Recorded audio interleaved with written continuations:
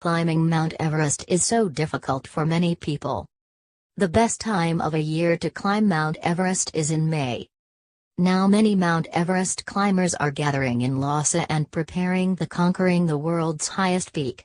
It is not an easy adventure. What are the difficulties to climb Everest? They are listed as follow. 1. Altitude sickness. Altitude sickness or mountain sickness is the biggest risk to Mount Everest climbers and also fresh travelers to Tibet. It will affect many aspects of their health. The higher they get, the less oxygen there is in the air.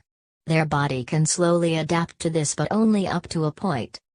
Even with the comparatively lengthy period required to climb this high, they are unlikely to ever feel quite themselves above base camp, and in the death zone above 8,000 meters they are beyond the limit of their adaptation ability to the altitude.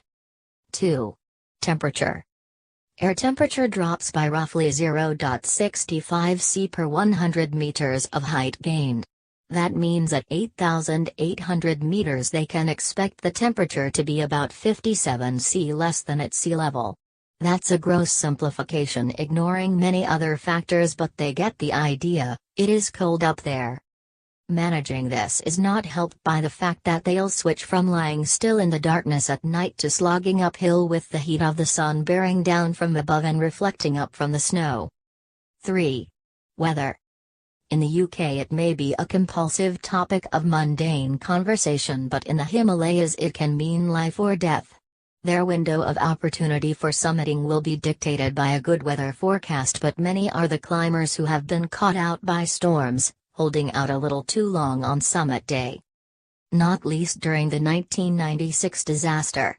They can't control the weather gods, but they can get good forecast, listen to their instincts and not ignore the early warning signs. 4. Falls. One of the highest direct causes of death on Everest is falls.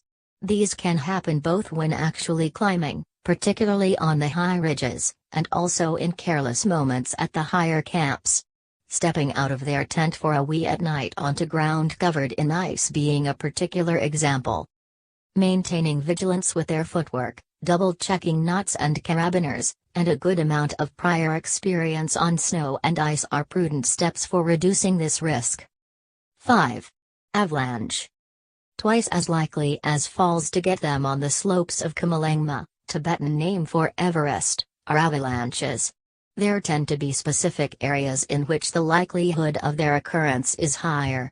On the two most popular routes, see below, these are the North Col, South Col and Khumbu Ice Falls, the latter being branded suicide passage for this reason. They're all necessary to cross, and there's not a lot they can do to control the mountain itself, but they can help by minimizing their time in those areas and using the earlier parts of the day before the sun has warmed the snow. In addition to falling snow, falling ice and rocks are yet more hazards they can face.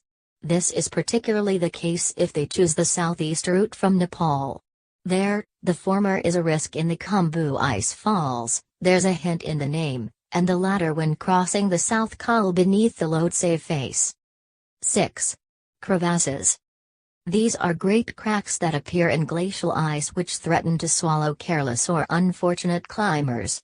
If they climb from the Nepali side, then they will encounter these in the Khumbu Ice Falls and the Western CWM. To aid safe travel across glaciers, teams tie ropes between each of their members so they can drag out anyone unlucky enough to take a fall. 7. Summit fever. Easily said but near impossible to avoid entirely. The temptation to push on for just another 10 minutes is strong in all of us. But combine it with the intoxicating zenith of so much effort and the mind-altering effects of altitude on the danger-ridden slopes of Mount Everest, and they have a recipe for disaster. The practical advice is to have a set turnaround time at which point they head back down regardless of where they are, is a common tactic to avoid this. Just be realistic when deciding it. There's no point setting an overly conservative time if they know they're not going to stick to it. Something else worth doing is taking the time to go through their motivations for being on the mountain. If they keep the summit in perspective with the rest of the challenge and the rest of their life, then it may help stop them from getting carried away. As there are so many difficulties that may result in death, do not risk your life if you have not been trained professionally. Actually, it is also a lifetime experience to do a Tibet Everest base camp trip, especially during May and June when travelers may meet some Mount Everest climbers.